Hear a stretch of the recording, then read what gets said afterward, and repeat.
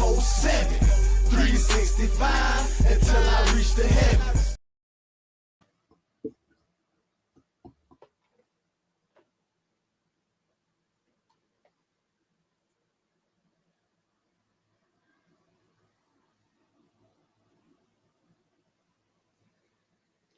Is it really the end?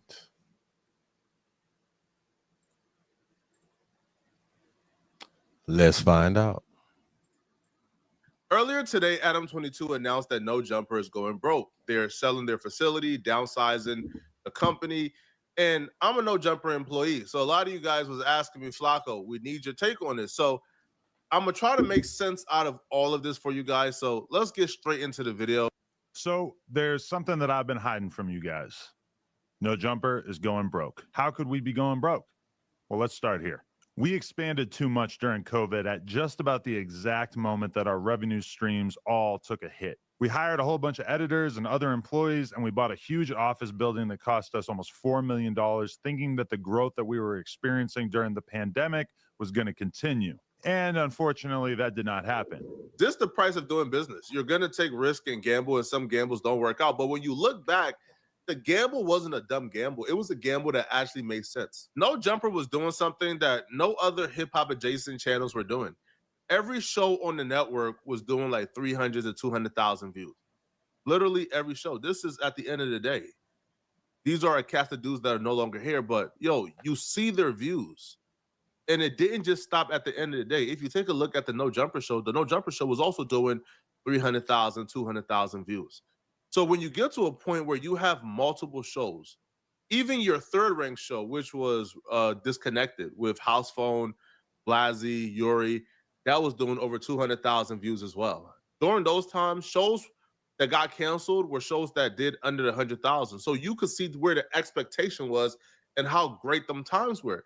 So when you have multiple shows doing over 200, 300,000 views per episode, you have the clips.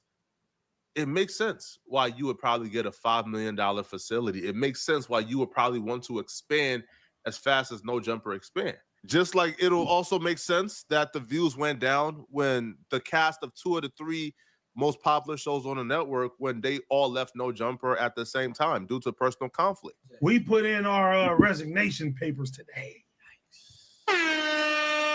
We put in our resignation papers today, man. It's a new day and age. Yeah, man, we left the fort, man. No more AD at No Jumper. AD from No more T-Rail at No Jumper. No more jumper. No more Duno at No Jumper. No more. No more Smack at No Jumper. No more. Bye. We gone, man. Hey. Shame on you. Goodbye. We gone, man. We are gone. We out of here. Shame on you. Out of here, man. And me personally, Crazy, right? All this shit. Told you, cuz. me personally, I feel amazing, man. Yes, sir, man. Clap it up for my boy, Clap it up, man. Yeah, no, clap it up for everybody in here, bro. Clap it up for you too, bro. And Clap it up, man. I gotta, since he's here too, I gotta salute my brother T-Rail, bro. Essentially, that was the beginning of where we're currently at, making the announcement that No Jumper is going broke. When you buy the $5 million facility, when you invest certain things into the facility, because the outpour of content is up here, because you have like multiple hosts the fans care about, you have multiple shows that are hit shows, you have the news that's going live every day, you have something, you know, that's producing high volume content, that's producing really well. But once you take out all the hosts and, you know, you take out a huge chunk of the shows and you can't really produce that much content anymore, then you start to realize where the losses is coming in. Our YouTube numbers, which had doubled or even tripled, gradually returned to normal. Our Snapchat and Facebook numbers, which had exploded during COVID, sometimes even hitting 6 figures a month, shrank by about 80% or more. Our Patreon, which was absolutely killing it for a year or two when we were doing uncensored, aka nude interviews with up-and-coming superstars like Kazumi and Sky Bree, fell off quite a bit with the launch of Plug Talk and a decreased interest in seeing us interview stars. In addition to that, you might recall that the channel took quite a hit when approximately 8 of our hosts left the platform in March of 2023. Although we've definitely largely recovered and managed to build up a very healthy roster of talent since then, that certainly took a toll on our business for a while as well. The host leaving was a big deal, but it's the way they left that was a bigger deal. They left like it was tumultuous times, right? They were sort of pitting themselves against No Jumper because they left because AD felt like he was betrayed by Adam. AD felt like Adam, I guess, texting Lush and Josh that AD only has 4 jokes and he wanted to remove AD from off the show without talking to AD first. And then Lush essentially spilled the beans in the Discord and the fans knew about it before AD. So AD felt like, for the fans knowing that I'm being fired from this particular show before I knew I was being fired was wrong. So he left. So when he left essentially on the terms of No Jumper did me wrong. So once you leave on those terms, you know what that does? That forced the fans to say, you got to pick a side. So you see No Jumper lost like 20,000+ subscribers within the first like week when the 8 hosts left. You've seen views tank, you've seen dislikes go up.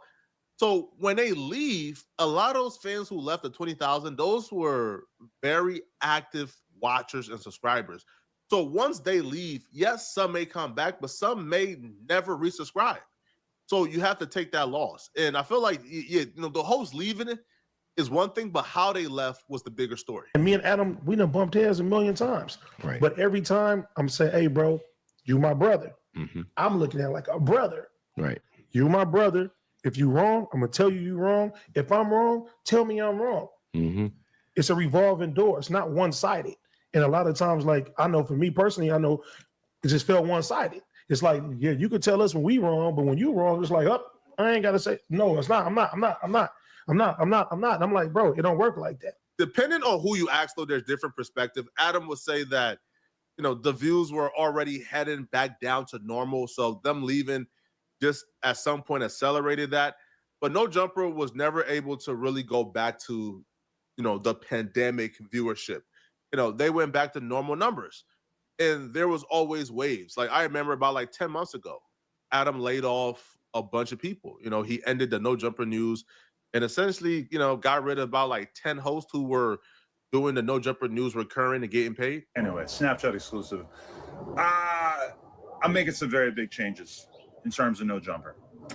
As of today, or as of tomorrow, the news, No Jumper News, it's over. The Monday show, the Wednesday show, and the Thursday show also are over. I've decided that I really want to focus No Jumper. So I will be continuing to do the Tuesday show with Lush and Brick Baby. I will continue to do as many interviews as possible. I'm going to have other people on the platform continuing to do interviews, everybody from, Almighty, Sharp, Brick. I just talked to all these guys, Flacco. We're still going to work together on doing interviews and, doing like repeat guest type interviews where I, have people on multiple times to talk about different things that are going on in the news, everything like that. But this decision has really been brought on primarily, I guess, as a business decision. And I say that to say, I've been talking to my business manager a lot over the course of the past few weeks, taking a real deep dive into how the channel is doing. If you've been paying attention, I guess like the news today don't really shock you because, you already know that this was coming based on, the layoffs from 10 months ago. Also, too, the challenges of laying off so many people is you produce less content, but, the bills are still the same. So produce less content, but the revenue, still has to be up there.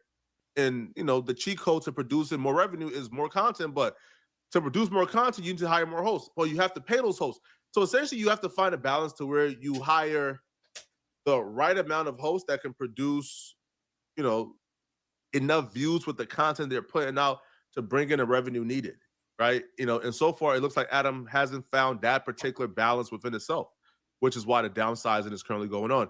Now, another challenge is the No Jumper Instagram. All that stuff hurt the business, but we were still solidly profitable. That is, until the last few months where we experienced 2 major L's that we never could have seen coming. First, we lost the No Jumper Instagram. After almost 10 years of building it up and essentially no strikes on our account, we got taken down one day and we still have absolutely no idea why. We've had no luck getting it back despite being in contact with what seems like every Instagram recovery guy on the face of the planet. We were bringing in a very solid amount of cash monthly that was keeping us afloat via selling sponsored posts on the account. and that mostly vanished overnight. And while we've been growing the new No Jumper LA account up Damn. ever since and managing to sell sponsored collab posts using my Instagram and the No Jumper LA account, DM or email if interested, we aren't making anywhere near as much from Instagram now. Side note, if you're a Meta rep, please DM me. I would love to speak to anyone who could help with this. The No Jumper Instagram mystery is one of the biggest mysteries on the internet right now, bro. So No Jumper got his Instagram taken away. Now, I'm part of the social media team, so I can tell you No Jumper never had a strike. Things don't get taken down. We had no copyright violations, nothing at all. Everything was still up and perfectly running fine. But then one day the Instagram goes away. Now, there's a lot of things that could attribute to it, right? As you guys know, like the Unlocked guy who was doing the Instagram recovery team, he did an interview on No Jumper. Him and Adam got into it. He threatened to take away the Instagram, but then the feds picked him up. So we thought, the Instagram is good now, right? But no, it still got deleted. Now, here's the thing, though. Usually you can just contact a Meta rep and... Hold on, nigga. Hold the fuck on, nigga. Hold on, nigga. So you were dumb enough to get into it with a half nigga about Instagram, and you were supposed to interview it. You got into it with him, man. Fuck that. You make them niggas your best friend, bro. Any nigga, let me. I'm gonna give y'all some game, bro. Whenever you find out them niggas is whatever they do, you want to be their best fucking friend, bro. You want to goddamn try to, bruh. So y'all thought y'all was straight because the nigga went to the face. Y'all know these niggas be having phones and all the shit they be doing. It be on the phone, from the phones, and they get the phones in there whenever the fuck they like. Y'all niggas know that. Y'all know these niggas be going live and all that shit. Y'all niggas know it's niggas that make enough money to buy their people's houses while in the feds and in prison, bro, off these motherfucking phones. Oh no. And y'all thought that nigga thought y'all was, hell no. Get the account back through one of these like recovery guys. But when you contact these guys, I'm talking about the dudes who are at the very top who get back everybody accounts. When you contact these guys, they say specifically, there's a note on this account that it can never be recovered. If I recover it, it's going to trigger something in the system to where a review is going to happen and they're going to know I did it. So I'm not trying to risk my job. That might be the feds, boy.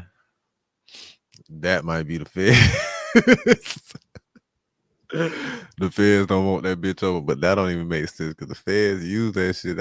I'm pretty sure the feds use that bitch. Can't do it. So this is what we're dealing Unless with here, bro. Like this is unless they lock that bitch up for an investigation about a lot of shit that's been on that Instagram.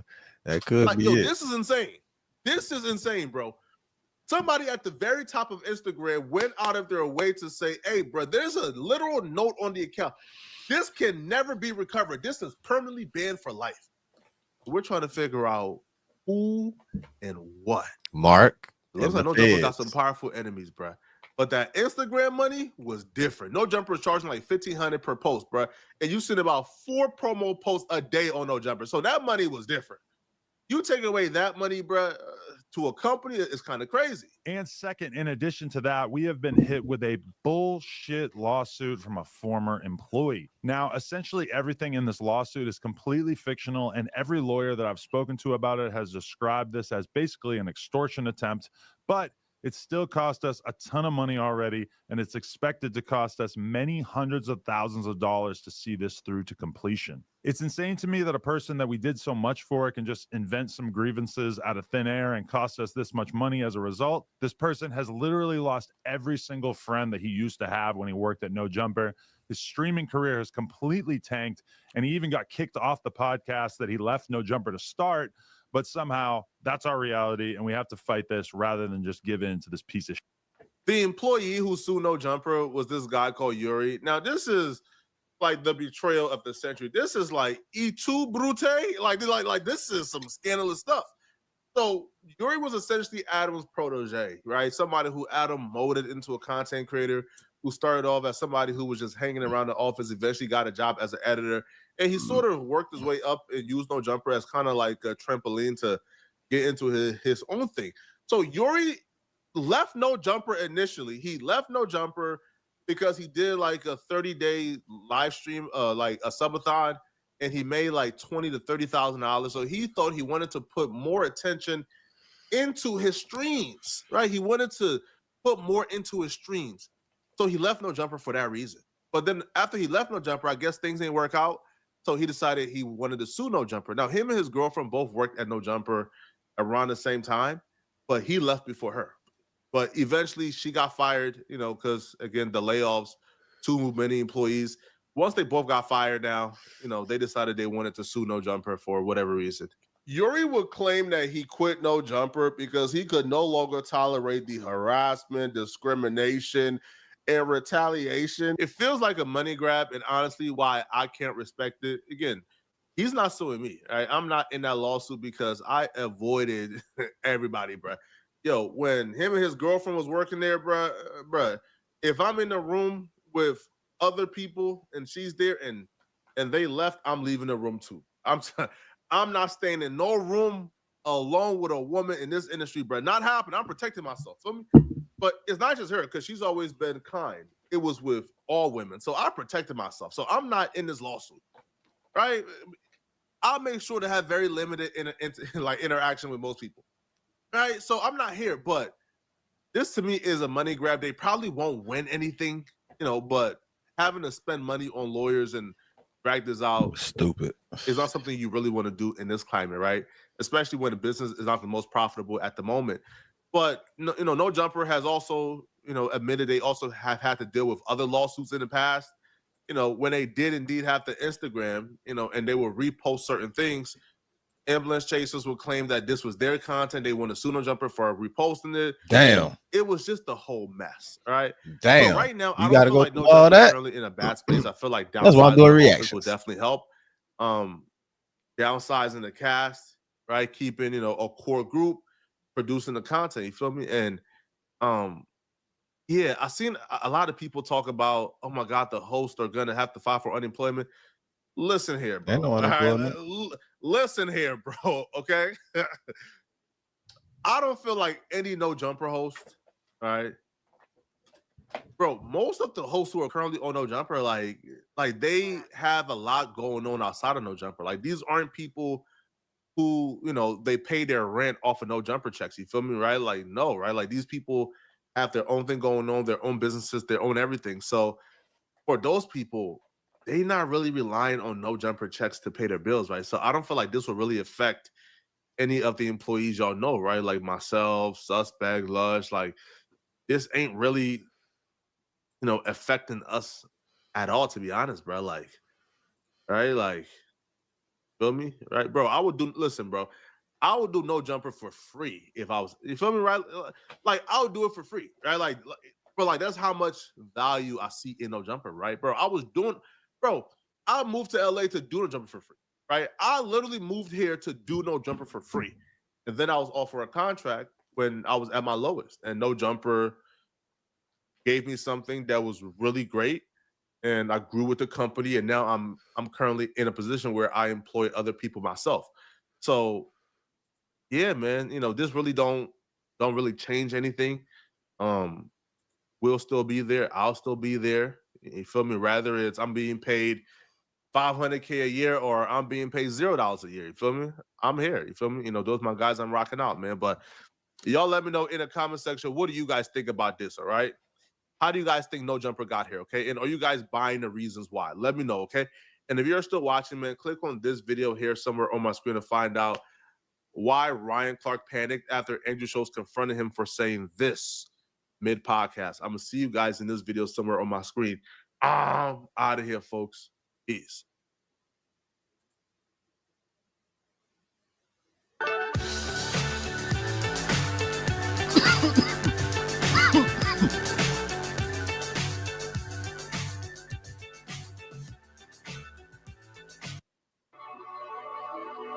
Everything we ever dreamed of. Everything we ever dreamed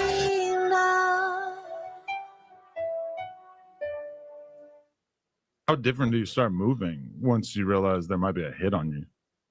In this video, you're going to hear internet stories of how people claimed Big U ran his business. Do you think Shaq left LA because of the gang politics, aka Big U fucking with him?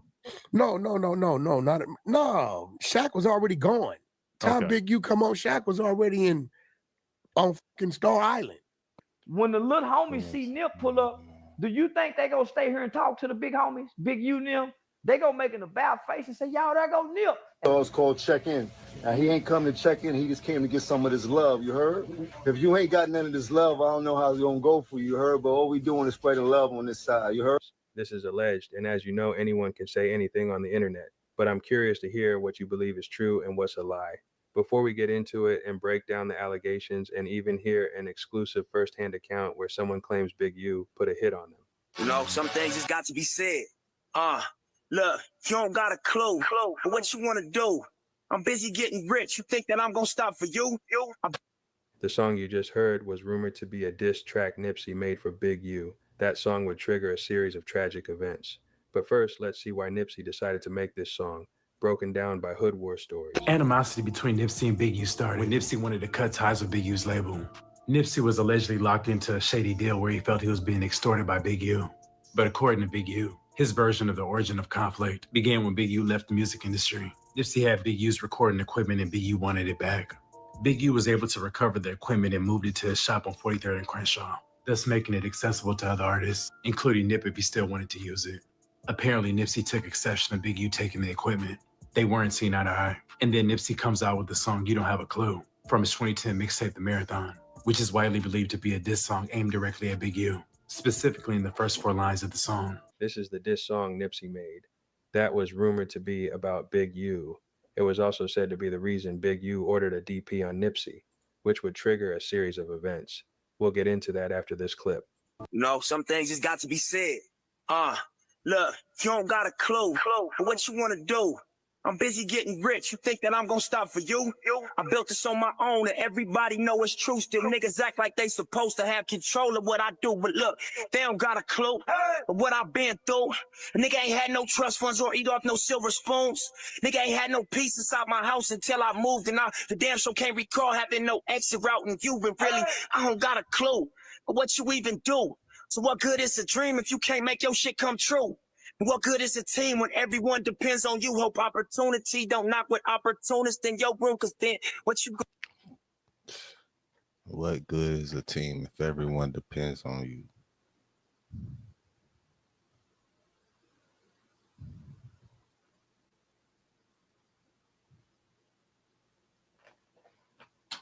gonna do? What you gonna do? Cause if you sharing your success and not your struggle, you's a fool. Then you start to look like fool. The game don't even chew. Eat you up and shit you out, and then them critics he don't knock with opportunists in your room, cause then what you gonna do?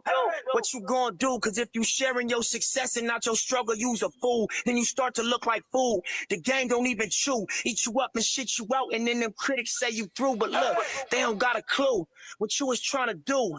Keeping it 100 when 100 don't keep it you, but I'm gonna tell you what to do. Here is what you do. Say fuck the middleman, get on your marathon and get your loot. I hustle cause I have to, not because it's cool and over time. Following the diss track, Big U. You know what? That's gonna be. I'm gonna do that one. That was so long. We gonna do that one. We ain't doing that right now though. Homemade TV, hustles on a mission every day. We in a lit house. Whatever you do, make sure you keep the light within you shining bright. You feel me? Sponsored by DividendsApparel.com. Remember, whatever you do, make sure you do it capital and create a positive impact today and later. Fuck them haters. Get your paper straight like that and never forget real niggas do what they want to do. Bitch niggas do what they can. Hoe ass niggas gonna talk about it and fuck niggas gonna hate regardless. I promise you. Hey, I'm a hustler on a mission. Grinding for that spot, a brand new pot to piss in. Trying to school my partners home, they pay attention. I'm sticking to my vision, on the road to the rich. Every single day, I'm a hustler on a mission. Trying to get 100 M's, nigga, I ain't kidding. I'm on a mission, 24/7, 365, until I reach the heavens.